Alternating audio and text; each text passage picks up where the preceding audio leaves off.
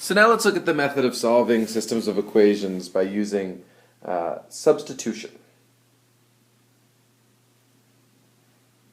So substitution does exactly what the name says. We're going to substitute, typically we'll substitute y values in and get an equation with just an x.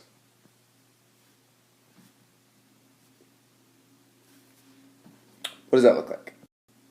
So imagine we've got, and this problem was taken from our last video where we were looking at graphical solutions for system of equations.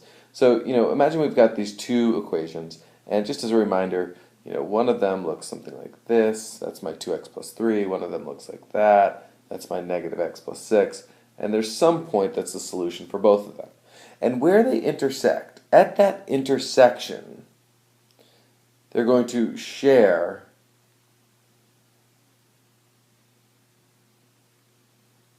their x and y point. So at the intersection, that's going to be a unique solution where they equal each other. So at that point, this y and that y will equal each other. So we know, just kind of through logic, that if A equals B, this is the transitive property, and B equals C, that, well, what must be true about A and C? They must equal each other. Similarly, since we know that where they intersect, their respective y values must be the same at that point, this y must equal that y, we can just, and we know that y is 2x plus 3 and negative x plus 6, we can simply substitute this value into there. Let's write that out. So looking at our second equation, we have y equals negative x plus 6, but I know where they intersect. The y value I can replace, I can substitute with 2x plus 3. Now solving that, now we're just at an equation for x, so I can add x and subtract 3, and I get that 3x equals 3. So divide by 3, we get that x must be 1. Well, that's just my x value. What about my y value? Well, I can just plug that back into the equation and get that y, either one, y equals negative 1 plus 6, which is 5. So I'm looking at the point 1, comma 5. That's the point of intersection. And that's the solution to this system of equations. Let's look at another example. So again, I've got one equation here, y equals 5x minus 2, another equation here written in standard form. Well, what I know is when they intersect, if we think about this as like y subscript 1 and x subscript 1, and x subscript 2 and y subscript 2, because, the first equation and the second equation, at the point of intersection, they're going to share a point. So x1 is going to equal x2, and y1 is going to equal y2. So therefore, I can replace y2 with y1, where y1 is just this. So I have x plus 2 times y, but I'm going to replace y with what we know it equals. 5x minus 2 equals 7. Now it's just an equation of one variable.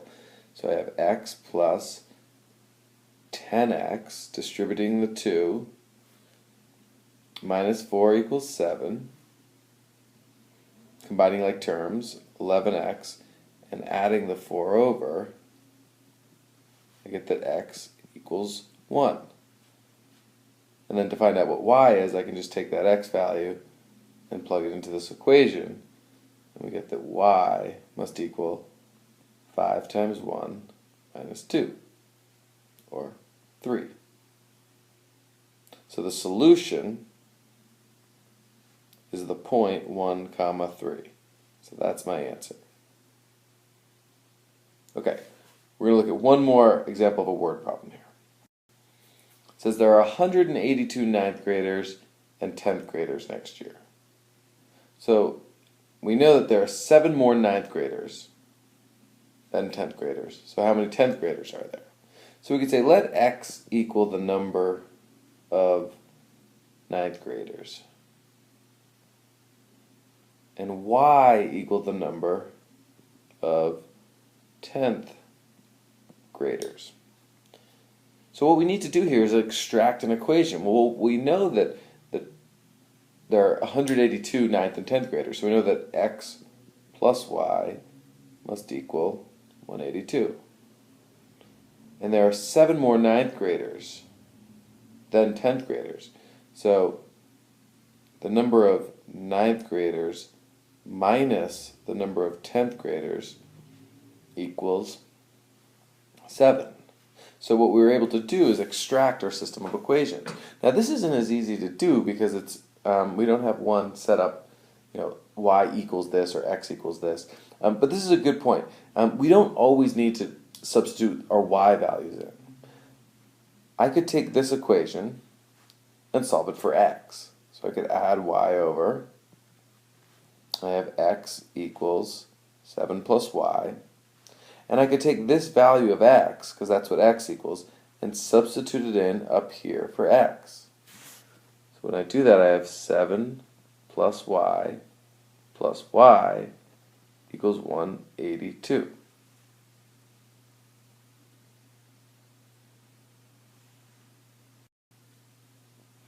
Okay, so we can combine like terms and subtract the 7 over, and we get, well, this was done intentionally just to recognize sometimes in word problems you might get some funny answers. So what does this mean here? Well, what we have is y, which is the number of 10th graders, equals, when I solve this, 2 goes into 175 87.5 times. And so x, therefore, is going to be 7 more than that. So that's going to be 95.5 times. Is that right? Or 94 rather.